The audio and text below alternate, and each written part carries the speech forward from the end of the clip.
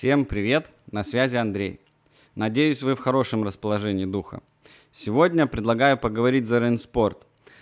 Что это такое и насколько он хорош и плох. Давайте разбираться. Итак, что же такое рейнспорт?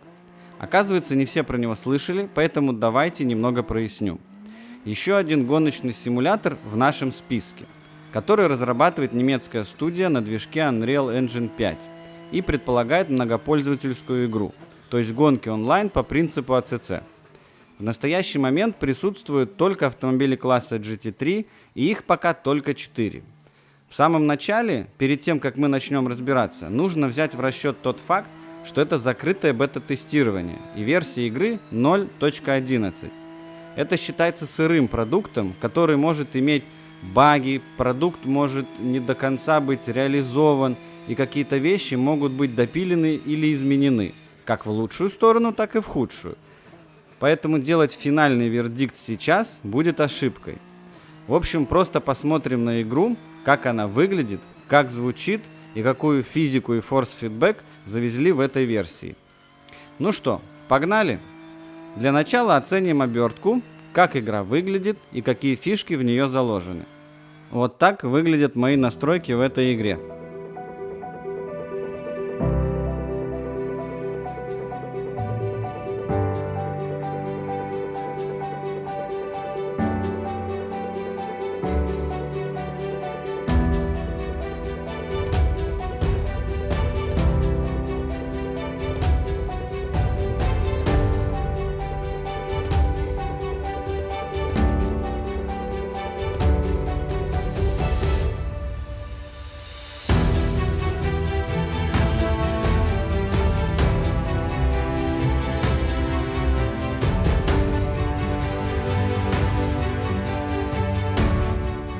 На наш выбор представлены 4 машины: BMW M4, Audi R8, Mercedes AMG и Porsche 911. И 4 трассы: Монца, Спа, Нюрка и Хокенхайм. В меню гаража можно посмотреть машины, и они очень хорошо прорисованы, достаточно детально. Мне нравится.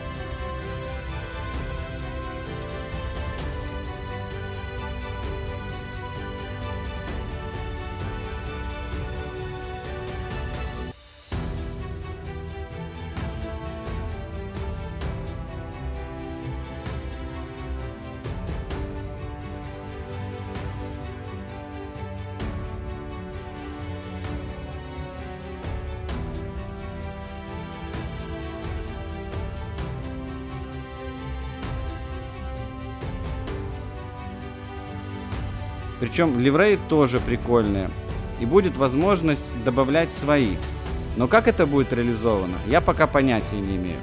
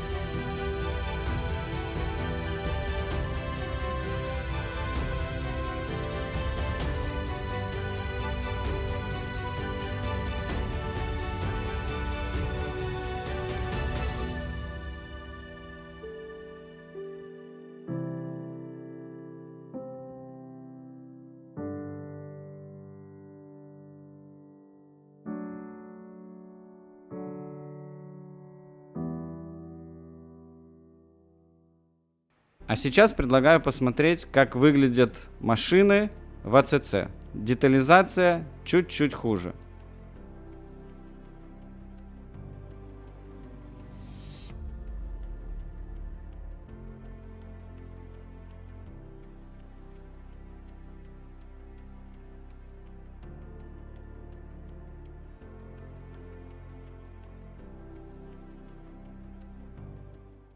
Вот так выглядит график гонок.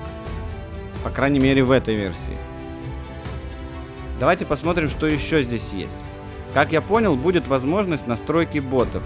Очень классно, что можно выбрать как марку, модель ботов, которые будут с вами гоняться, так и их силу по отдельности. А-ля Porsche убавить, BMW добавить. В общем, посмотрим, что будет в релиз-версии. Прямо из коробки можно настраивать свой дисплей, то есть изменять положение предупреждений, дельты, списка гонщиков и так далее. И все это сделано интуитивно просто и понятно. Вот за это лайк.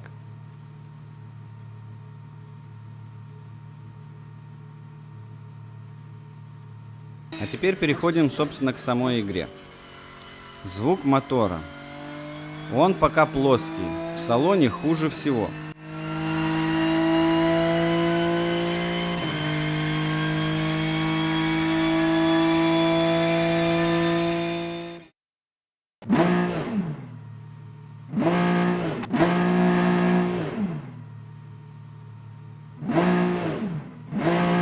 Есть хорошие идеи в виде прострелов, эффекта эхо, когда проезжаешь под мостом или находишься между зданиями, ну, а-ля там на стартовой прямой.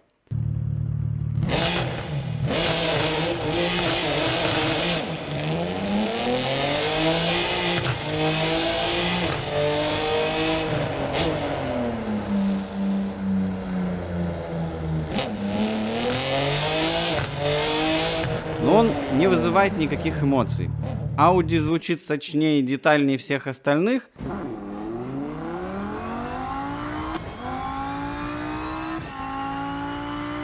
Но, как по мне, все еще не хватает то ли басов, хотя я пробовал на хороших наушниках, то ли пространственного эффекта. Я не знаю. R8 и AMG звучат не то чтобы по вкусу вкусно, но по сути вкусно. Ну вот, короче, как-то так. Поскольку это бета-версия, очень надеюсь, этот важный фактор поправят. Ведь ни для кого не секрет, что аудиосопровождение – это достаточно важный фактор. Вы просили меня больше уделить внимание физике, чем форс-фидбэку. Поэтому давайте подумаем, что такое реальный сим или физика. Я считаю, это то, что максимально похоже на поведение авто в реальной жизни. То есть начиная от модели сцепления колес с трассой, работы подвески, модели аэродинамики и остальных вещей, которые просчитываются многократно в секунду и на изменение которых влияет много факторов. К огромному сожалению, мне не довелось погонять на настоящих GT3 или похожих машинах с их какими-то настройками подвески, там, мотора, ощущением влияния аэродинамики. Поэтому я не смогу вам сказать, насколько действительно реальна эта физика. Говоря о реальности, я могу лишь порассуждать о том, как я гонял на достаточно мощных BMW и Audi, как они чувствовались в реальной жизни, как входили в повороты, каково было поведение при экстренном торможении. Но все они далеки от звания спортивных авто, тем более такого уровня. Когда я разбирался в плюсах и минусах ренспорта, я не поленился и покатал те же самые ситуации в АЦЦ и просто покатался в Автомобилиста 2 и R-Factor 2, чтобы просто сложить свое мнение, а насколько все эти, допустим, 4 игры разнятся и так далее. Чтобы, приблизительно понять, от чего отталкиваться, где очень хорошо что-то сделано, где очень не очень сделано. Итак, пару слов, или может чуть больше, про форс-фидбэк. Автосимулятор без форс-фидбэка – это как гадание на кофейной гуще. Сколько крутить? А какая поверхность под колесами? А чё? А как? А куда? В общем, капитал шоу «Поле чудес». Крутите барабан. Форс-фидбэк – это то, что дает нам информацию о работе подвески на кочках и поребриках, о силе сцепления. Оно еще есть, или уже все. То есть помогает найти нам наш предел и предел авто. Сидя в реальном авто, вы это чувствуете на руле и пятой точкой. А сидя в виртуальном кресле, максимум, на что вы можете рассчитывать, это как раз тот самый форс-фидбэк. И когда он унылый, вы по факту машину не чувствуете. В целом, фидбэк в игре в данном билде, то есть в данной версии, присутствует, но он достаточно малоинформативен с точки зрения деталей, по крайней мере на моем Т300 руле. То есть по ребрике ты больше слышишь, чем чувствуешь. Ощущение автомобиля достаточно слабое, причем все зависит еще от выбранной машины, так как ощущения на каждой из них разные. Я имею в виду с точки зрения качества форс-фидбэка. Как мне показалось, в целом достаточно много мусора в нем. То есть какой-то дрожи и порой чрезмерной отдачи, какого-то сопротивления, где этого просто быть не должно. Лучше всего ощущается рельеф поверхности, то есть кочки на трассе и рельеф вне трассы. В общем, он есть про форс-фидбэк, но я не скажу, что он мне понравился на моем руле. Еще хочу сказать, если у вас запущен SimHub, то FFB в Ренспорте вовсе пропадает. Но пока что это все относится к данной версии, поэтому надеюсь, до финальной версии они там что-то докрутят, и очень надеюсь, что будет лучше, не хуже. Ну, пока так. Теперь поговорим про физику. Руль поворачивается, колеса крутятся. Ну, если серьезно, то есть интересные моменты и есть свои проблемы. Первое, что хотелось бы подметить, все машины по управлению разные. Тормозят, разгоняются и поворачивают по-разному. При этом очень здорово, что чувствуется разница между переднемоторной и среднемоторной компоновками. То есть, к примеру, между Audi и BMW разница огромная. Есть также разница между BMW и Mercedes, но она чуть меньше. Audi со своим среднемоторным расположением, скажем так, со среднемоторной компоновкой, заруливает в повороты совершенно по-другому. И это очень интересно, лично для меня. Porsche тоже со своим заднемоторным расположением достаточно интересный. Это очень здорово, как по мне, потому что, когда приелась одна машина и одна трасса, берешь другую машину и нужно искать ее пределы, ибо с прошлой машиной уже это совсем не получится. И другая машина может позволить то, что одна не позволяет. Работа подвески достаточно плоская. Практически любой высоты по ребрике проходятся, как на Ford Raptor. Посмотрим, что будет дальше, когда откроют возможность настройки авто. Пока что это минус. По ощущениям, на определенных типах поворотов, чаще всего на шпильках, чувствуется то ли очень мало прижимной силы сзади, то ли вот так вес распределяется в их запрограммированной модели. Но очень чувствуется склонность авто к дрифту, причем сильнее, чем в АЦЦ. Я говорю про ситуацию, когда трекшн включен, и он где-то в районе 1, 2, 3. Причем по сравнению с АЦЦ в этой игре ее заносит более резко, поэтому ловить ее надо быстрее и в итоге получается как бы сложнее. Но на всех 4 машинах ситуация разная. Audi более стабильная, а вот BMW, к сожалению, лидирует в желании уехать по своим делам. В общем, хотел бы подметить, что в АЦЦ с выключенными помощниками ехать на тех же Audi сложнее, чем в Ренспорте. Но посмотрим, что будет дальше. Еще в Ренспорте, по сравнению с АЦЦ, более интересно реализовали торможение. Когда ты тормозишь с высокой скорости, с выключенным АБС и прожимаешь педаль тормоза в пол, то машина просто эффективно тормозит. А вот когда твоя скорость падает где-то до сотки или около того, но педаль тормоза все еще прожата на 100%, то начинается блокировка колес. Причем это чувствуется на руле. То есть нужно плавнее работать с тормозом. В АЦЦ с выключенным АБЦ блокировка начинается быстрее, но дальнейшее поведение точно такое же. Хотел бы еще заметить, что если, к примеру, АБС выставлен в единицу, то в АЦЦ он сразу начинает срабатывать. А вот в Ренспорте просто блокировка начнется чуть позже. Причем в Ренспорте, когда происходит такого рода торможение, то есть с блокировкой колес, то происходит так называемое оквадрачивание, которое приводит к дальнейшей вибрации на руле. Это тоже очень хороший и реалистичный момент. Как минимум сюда такую механику завезли, и это здорово. Портит это достаточно кривой фидбэк, потому как после пары таких промахов ехать становится просто некомфортно. В общем, эта игра более чувствительна к стилю пилотирования, то есть нужно плавнее работать с педалями и рулем. За механику плюс, за реализацию пока минус. В эту же тему сразу поговорим про перекручивание руля в повороте.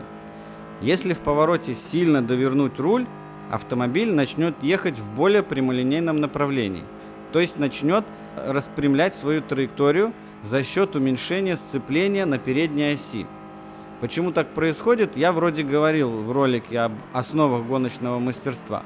В двух словах, это связано с физическим и химическим свойством шин, который влияет на сцепление. В общем, если постоянно перекручивать, шины, по ощущениям, уходят достаточно быстро. Но опять-таки, хорошо, что такую механику в целом как бы завезли, но она не уникальна. Теперь поговорим про сцепление вне трассы в АЦЦ и Ренспорте. Мне оно показалось достаточно похожим. Давайте посмотрим, как в Ренспорте ведет себя Мерс и Ауди с выключенным АБС и балансом 53%, когда пара колес на траве, пара на трассе. Всем известно, что поверхность трассы будет иметь большее сопротивление, чем на траве, поэтому ее должно уводить в сторону трассы при резком торможении. Оно все так и происходит. Это хорошо. А вот если выставить АБС в 1, то мы видим, что у Мерса чуть-чуть позже пошел снос, а Audi чувствует себя комфортнее. Это говорит о том, что у автомобилей разные физические модели. Как по мне, достаточно странный факт, как АБС может работать настолько по-разному. А теперь посмотрим, что нам покажет АТЦ. Все более-менее предсказуемо. Без АБС мы видим занос, снос. А вот с включенной АБС обе машины ведут себя очень похоже. Поехали дальше. В АЦЦ скорость чувствуется сильнее. В Ренспорте на 150 просто хочется выйти и купить шавухи в ближайшем паддоке, ей-богу. При стандартных настройках камеры из кабины действительно слабо чувствуется скорость. Немного, конечно, поигравшись с настройками камеры, ФОВ, отдаление вверх-вниз, получилось улучшить эту ситуацию. Но все равно ощущение от скорости меньше, чем в АЦЦ. Поэтому, возможно, играть будет легче, поскольку попадать в точку торможения из раза в раз будет легче. Теперь давайте поговорим про возможность настройки авто. Вернее, про то, что пока в Ренспорте этого нет, а в АЦЦ есть. В АЦЦ ты чувствуешь разницу. Вот как они реализуют в Ренспорте, пока это вопрос. Когда они это реализуют, какие настройки вообще будут доступны, как они будут влиять на поведение, я пока ничего сказать не могу. Буду следить за новостями, буду ждать новых билдов, смотреть, что они будут добавлять. В общем, ждем. Теперь давайте поговорим за трассы. Самое первое, что я почувствовал, это лично мои ощущения. Это уменьшенные игровые зоны. То есть там, где в АЦЦ поребрик игровой, без штрафа проезжается, то в Ренспорте считается уже срезкой. Монца мне в целом показалась такой же, как и в АЦЦ. То есть ширина поворотов, как выглядят поребрики и так далее. А вот СПА уже имеет некоторые изменения.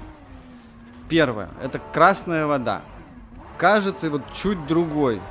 То ли уже, то ли более закрученная. Но проходится по-другому. И выглядит, и чувствуется.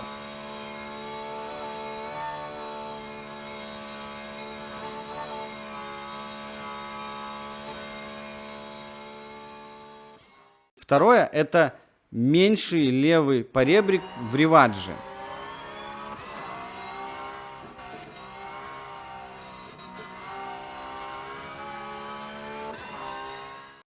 И третье, это по каким-то моим ощущениям, опять-таки все субъективно, более узкий бленшемент. На Нюрке другой выход на шикану от NGK. Вот она показалась другой, вот по компоновке и по прохождению.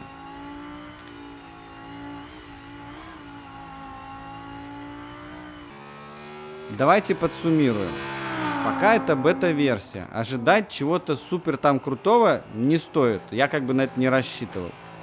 Есть проблемы с фидбэком. Есть нюансы в поведении авто. Звук плосковат. Неизвестно, каково будет влияние настройки авто на этот сам автомобиль. Но в целом игра выглядит достойно. Играть в Rainsport достаточно комфортно и интересно. Графика приятная. Управление отличается от АЦЦ, но я достаточно быстро приноровился, а за счет более медленного восприятия кататься проще, потому как легче попадать на свои же точки торможения из круга в круг. В общем, буду держать вас в курсе развития этого автосима. Поэтому подписывайтесь, включайте там все эти уведомления, колокольчики, шмалокольчики, вот эти все дела, чтобы ничего не пропустить. Но если вам, конечно, интересно. Если есть какие-то пожелания, что бы хотели увидеть, то пишите. Попробую по возможности сравнить, показать, записать. Все, что я озвучил сегодня, это сугубо мое субъективное мнение. И кто-то может быть с ним не согласен. Это нормально. У каждого свои взгляды, предпочтения, ощущения, приоритеты, опять-таки скилл и все остальное. Поэтому, ребят, спасибо вам огромное за просмотр. Как обычно, добра вам, берегите себя и до новых встреч.